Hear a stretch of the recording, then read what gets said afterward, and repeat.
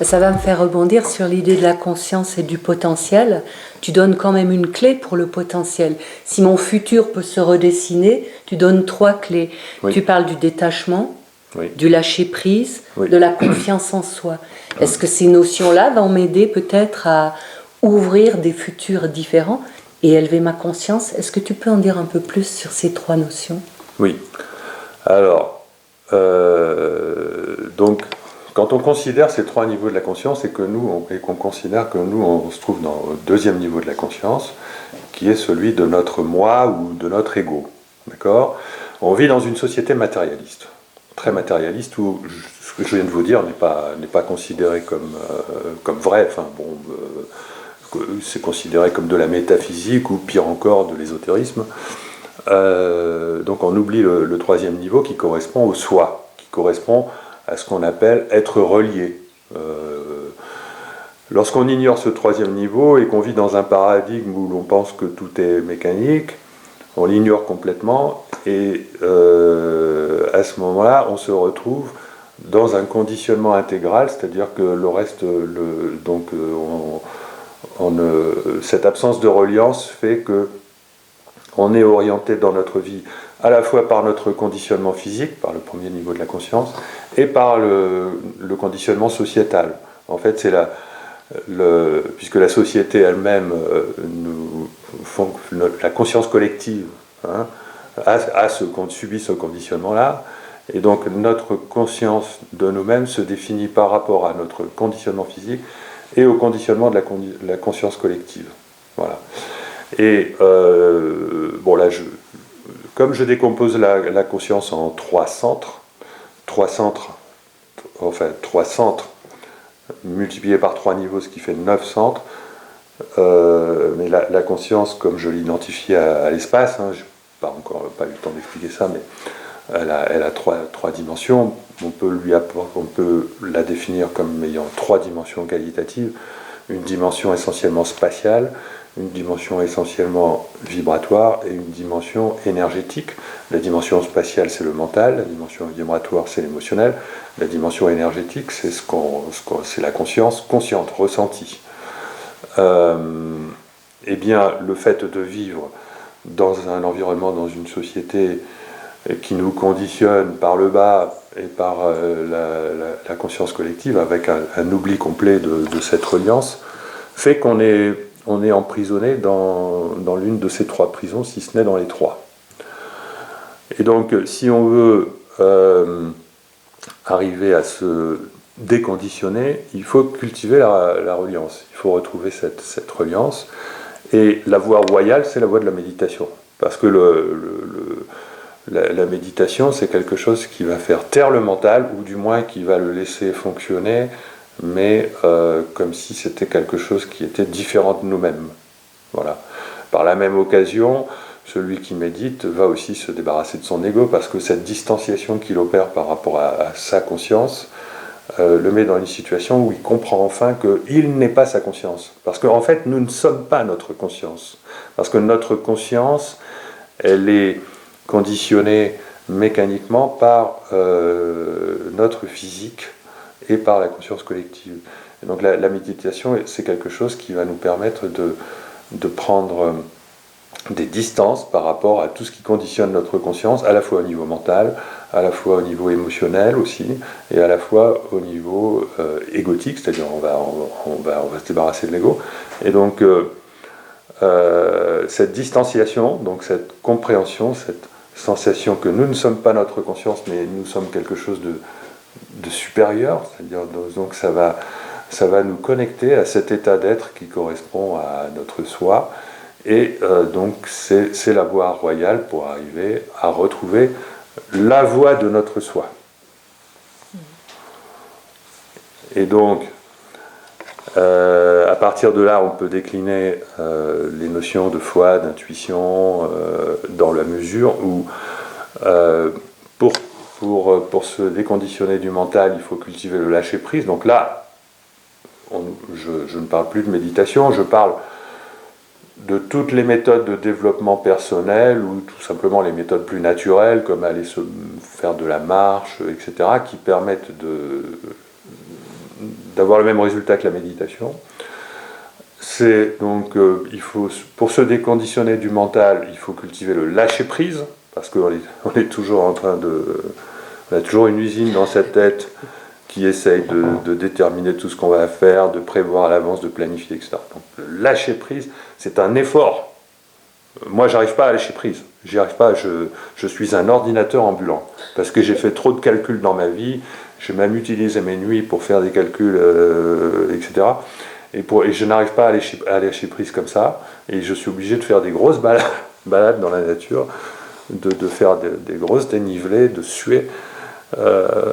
Moi maintenant, même en descendant, j'arrive à me déconditionner. Et voilà, c'est comme ça que je lâche prise. Alors ensuite, il y a aussi donc comment se déconditionner de l'émotionnel, c'est-à-dire de ces jugements tout faits. Alors l'émotionnel, c'est quelque chose de très important parce que le mental, c'est un système qui fonctionne en circuit fermé et qui n'a pas suffisamment d'informations pour prendre les bonnes décisions à tout moment. Et l'émotionnel joue le rôle de prendre les décisions que le mental ne sait pas prendre à travers la notion de jugement, et en particulier de jugement a priori. Nous sommes totalement, aujourd'hui dans notre société, envahis par toutes sortes de jugements qui nous sont apportés par la conscience collective et qui fonctionnent comme des résonateurs émotionnels. C'est-à-dire, voilà, il est interdit de penser ceci, il est interdit ceci est mal, ceci est bien, etc. Enfin, donc on a toute une banque de données de jugement, et il est fondamental de se débarrasser de ça. Se débarrasser de ça, c'est oublier tous ces préceptes, oublier tout ça, et se faire confiance en soi. Se faire confiance non pas en moi, c'est-à-dire en la personne correspondant à l'ego qui est conditionné, mais se faire conscience en soi, c'est-à-dire que nous ne sommes pas notre conscience, et nous devons faire confiance à ce qui en nous-mêmes n'est pas notre conscience, que ce soit notre petit ange, notre soi, voilà. Donc apprendre à se faire conscience. J'existe, donc je suis en tant que soi, je dois me faire confiance à ça, que je ne connais pas consciemment, qui est mon subconscient, qui est mon être, je dois apprendre à me faire confiance. Voilà. Et donc, troisième chose, se libérer de cette conscience, justement, qui fabrique l'ego, parce que nous vivons dans une société matérialiste qui nous oblige à nous fabriquer un ego pour nous défendre, parce qu'on a plein de raisons d'avoir peur, etc.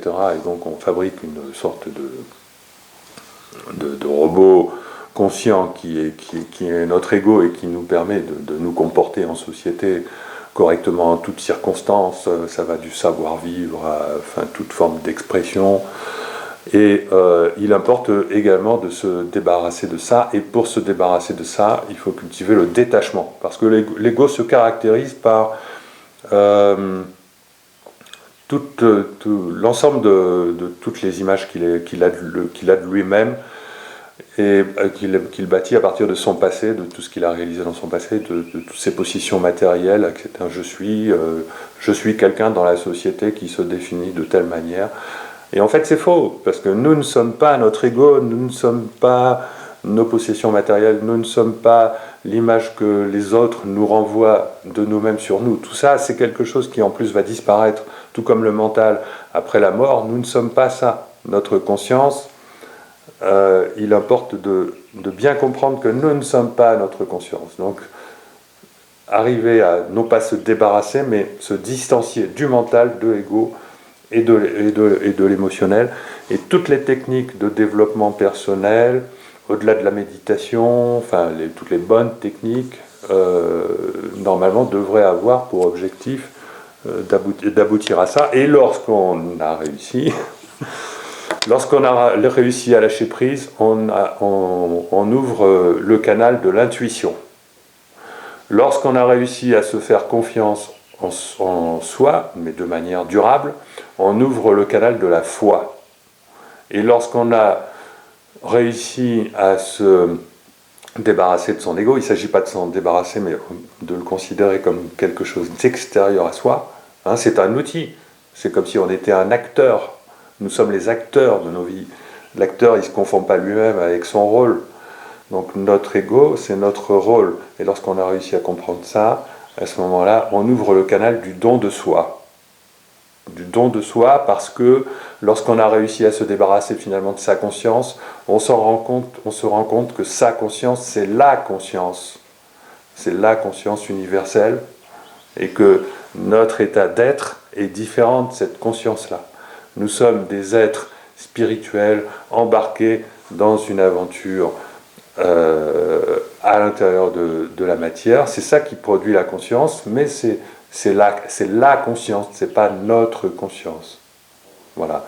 Et il est très important de se différencier de cela, et lorsqu'on se différencie, on s'aperçoit qu'il n'y a pas de différence entre nous et les autres, que nous sommes la même conscience, et c'est ça qui nous donne naturellement la joie du don de soi, la joie du partage, c'est-à-dire qu'on comprend naturellement que le but de notre vie, c'est de donner le meilleur de nous-mêmes, mais pas le meilleur de notre conscience, le meilleur de ce que nous sommes réellement dans notre subconscient, au-delà de notre conscience, le meilleur de notre raison d'être. Et comme on le ressent, on est amené à donner naturellement ce meilleur de nous-mêmes aux autres, à la société, c'est-à-dire à faire ce qu'on sait le mieux faire, et qui est pas pour nous, qui est pour... Puisque quand on s'est trouvé soi-même, on n'a pas besoin de travailler pour soi, c'est forcément pour les autres qu'on œuvre. Enfin, ça n'a absolument aucun... La personne qui s'est réveillée, la personne éveillée qui comprend qu'elle n'est pas sa conscience, elle n'a aucun intérêt à agir pour elle. D'abord, elle agit tout simplement par joie de créer, et toute création est faite pour les autres. Voilà, donc c'est une évidence que le réveil de la personne à son état d'être, la personne qui a réussi à se distancier de sa conscience, de son ego, elle se retrouve automatiquement dans la joie du don de soi.